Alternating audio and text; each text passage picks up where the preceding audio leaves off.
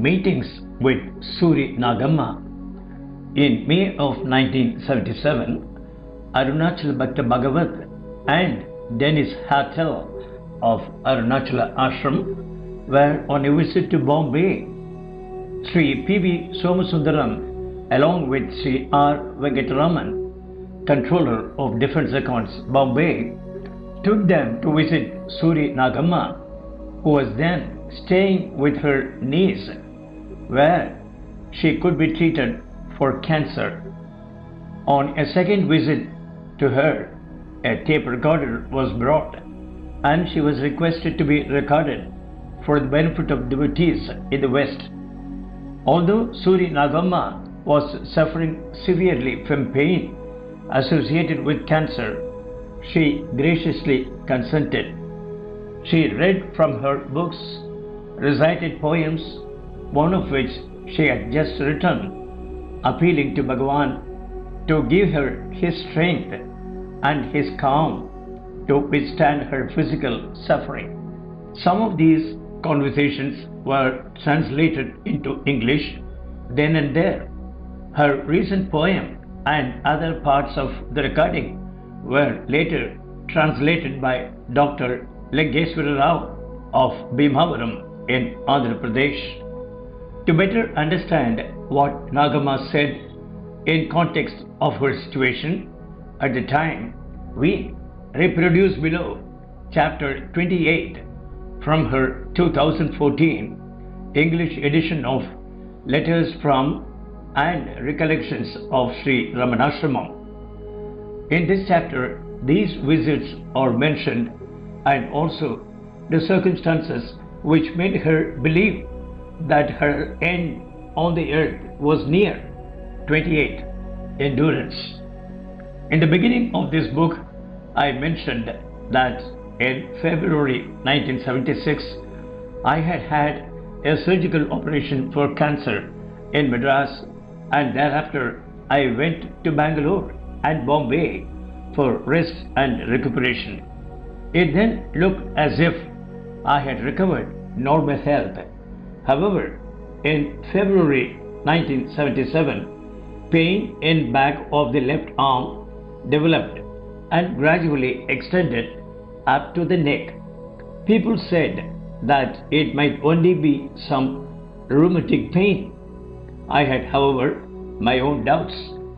My sister's son, Dr. G.R.N. Sastry, who was then working as a senior executive in the Indian Petrochemical Corporation, Baroda, invited me to his place for a change, and so I went there. After about a month, the pain increased greatly, and a lump appeared in the place of the original operation.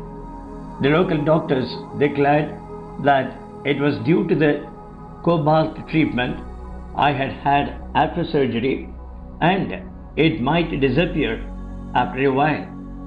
Instead, it went on increasing, and along with it, the pain also. I had therefore no alternative but to return to Bombay for expert treatment. In Bombay, cancer specialists were consulted. After elaborate tests, they declared that the lump was cancerous in nature, that further surgery could not be thought of, and that the only hope lay in cobalt treatment, though success was doubtful. Cobalt treatment was immediately given, and as that too was found of little use, it was stopped. The case was given up by all allopathic doctors as hopeless and beyond any cure. In the meantime, there was excruciating pain despite the use of sedatives. That was during the month of May 1977. As there was no hope of cure by means of medication, I prayed to Bhagavan day and night to give me the strength to bear the pain stoically. I also appealed to him in written verses, prayer and meditation were my only refuge. My strength gradually decreased and I became almost bedridden. As suitable arrangements for nursing me at Bombay could not be made, my nephew G.R. Sharma decided to take me to Bangalore by air and actually bought the ticket for me. It was at that juncture that the Ashram president Sri T.N. Venkataraman and his wife happened to come to Bombay to see their son who was working there. They called on me along with Sri R. Venkataraman and his wife at about 3 p.m. on 14th May 1977. Sri R. Venkataraman is the controller of defense accounts in Bombay and a great devotee of Bhagavan. He practices homeopathy as a hobby. They were all very much aggrieved at the great suffering and agony I was experiencing. I formally handed over to the president the paper containing my prayers to Bhagavan for relief from my pain. Seeing this sad situation, Sri R. Venkataraman took my son-in-law, Sri S. R. Avadani, aside and inquired whether he could try homeopathic treatment. As allopathic doctors had already given up on the case as hopeless, we were ourselves thinking of trying homeopathy, and so the offer appeared to us providential. We readily consented to it. It appeared to us as if Bhagavan himself had sent Venkataraman, one of his devotees, specially for the purpose of treating me. Venkataraman prepared the medicine that night itself, and as his house was very near mine, came to us the next morning and started his treatment. That was on Sunday, the 15th May 1977. From that day onwards, he came once or twice a day and tried one medicine after another. The pain increased considerably in the initial stages and the lump burst open. Taking it as a favorable indication, he continued his treatment until, with Bhagavan's grace, the pain began to gradually decrease. Meanwhile, a Parsi devotee came to me and told me, incidentally, that his wife had died of cancer, but that there was a Tibetan doctor whose medicine was reported to be particularly effective in cancer cases. That medicine could not, however, be used in his wife's case, as her ailment was by then too far advanced. He said that there was a special representative of the Tibetan doctor in Bombay and that he would bring him to my place. 2 days later, P.V. Somasundaram, Arunachala Bhakta Bhagavan from New York, and another devotee from Canada came to see me. At the same time, the representative of the Tibetan doctor also came. The latter examined me and said that his master did not treat patients without seeing them personally, that he was at the time in Tibet, and that I should go there or arrange for his coming to Bombay. I exclaimed, "Oh, going to Tibet? I am getting ready to go on a Kailas Yatra and am waiting for the final call of Ishvara.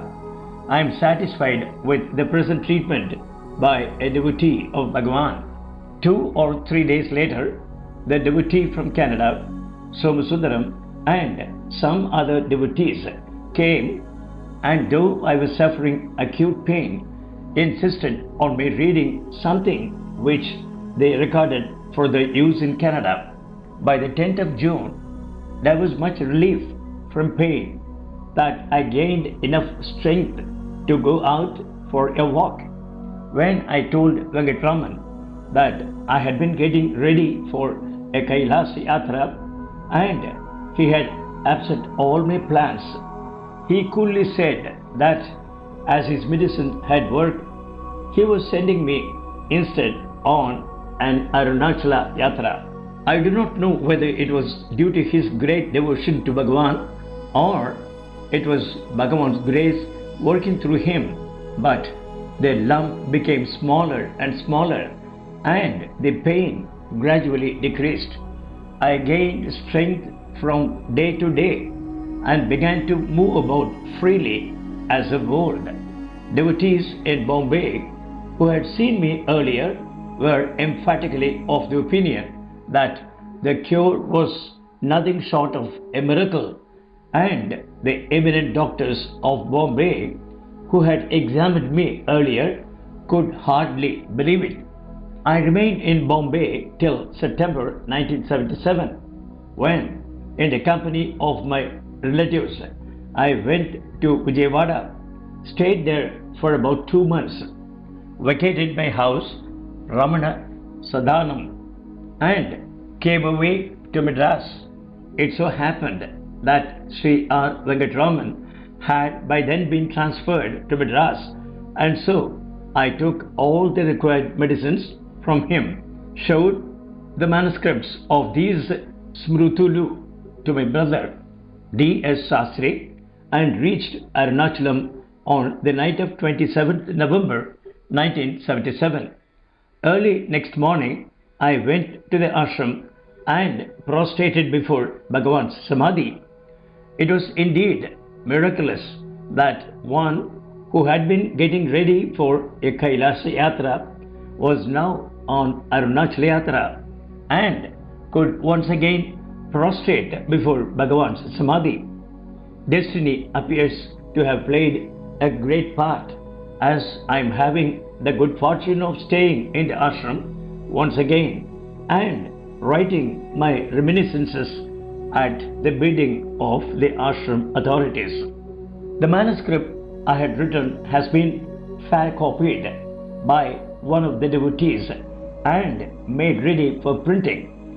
On the auspicious day of Makara Sankranti, I placed the manuscripts at the lotus feet of Sri Ramana Bhagavan as my humble offering. Thus, Suri Nagamma concluded her last writings on 14th January 1978. She lived another 2 years and 2 months, often residing in Sri RAMANASRAMAM.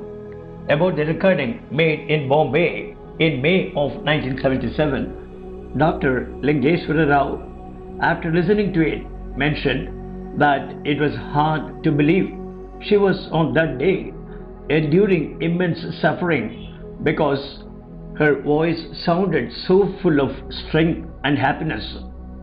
She first read from her Telugu book titled Reminiscences, where Bhagavan answers questions about certain verses in the Bhagavad Gita. Then Suri Nagamma went on to answer our questions regarding her visit to Bhagavan. She said, "On the very day I saw Bhagavan for the first time, an immense load was permanently lifted from my head. The very moment I first saw him, I knew that I no longer needed to go anywhere else, see any other sadhu, visit any other holy place than Sri RAMANASRAMAM. Bhagavan was thereafter my only refuge." She went on to talk about Bhagavan's Mahasamadhi. When Bhagavan passed away, I felt as if I had lost everything. A great vacuum overcame me, but gradually by itself left me. Immediately after Bhagavan's passing, there was some instability in the ashram, so I decided to go on a pilgrimage with the hopes that it would serve to soothe my bereaved heart. I visited Kashi, Rameswaram and other holy places, but I longed to return to the ashram. I had heard that things there had settled down, and so I returned. She had just written some verses in Telugu and continued to talk, explaining her reason for composing this poem. A devotee by the name of Krishnamurti wrote to me during Bhagavan's illness that if someone took Bhagavan's pain upon oneself, Bhagavan might have some relief. The next day, I went to Bhagavan and read out Krishnamurti's letter to him, adding that just as he always shared all the sweet things that were given to him with us, he must now equally share his pain. Bhagavan simply replied, Note, this could mean almost anything, somewhere between alright or we shall see or even I see. It is difficult to give a definite meaning to his remark. Suri Nagamma continued, Now, about 25 years after Bhagavan's nirvana, I also have cancer on my left shoulder. He has finally granted my prayer after 25 years. However, the pain is intense. So, now I pray to Bhagavan to grant me his strength and peace to bear the pain and the consequences. With deep feeling, Suri Nagamma read out her poem to us.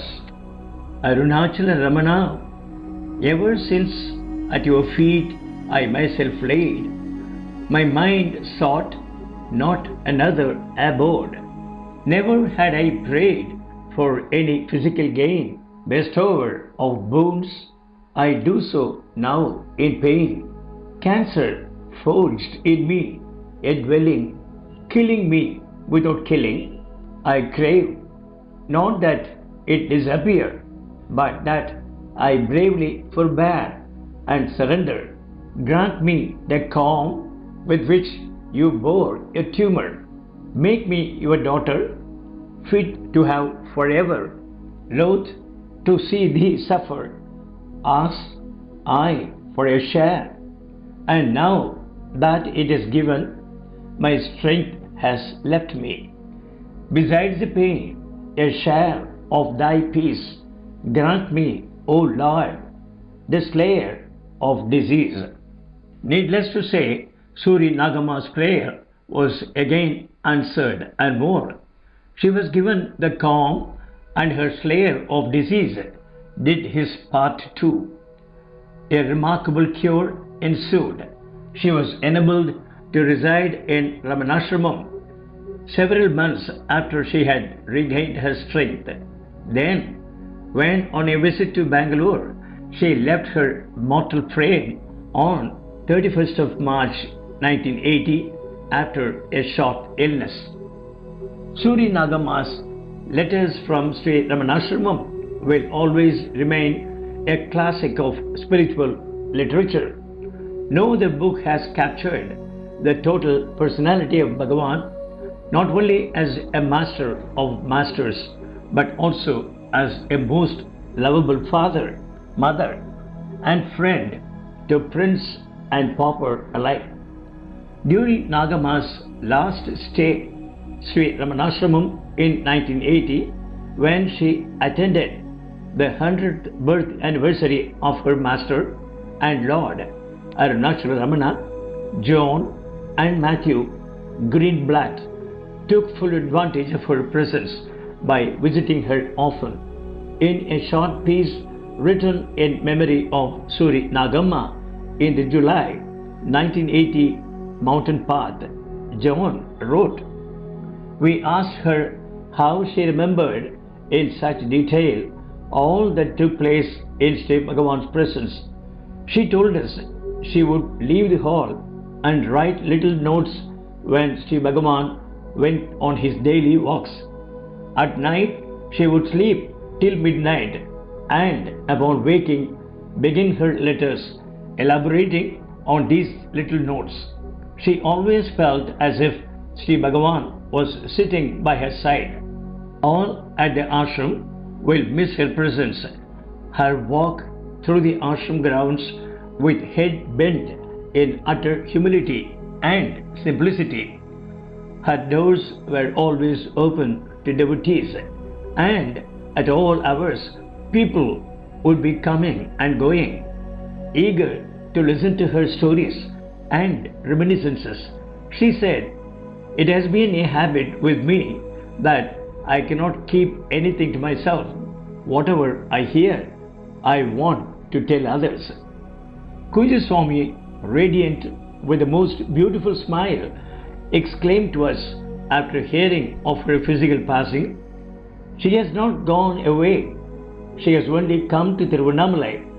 Devotees all around the world have been and shall continue to be enriched by the treasure she left for us. In those late night vigils, while all slept in peaceful repose, one lady was awake, writing from the depths of her heart. To her, Suri Nagamma, we shall be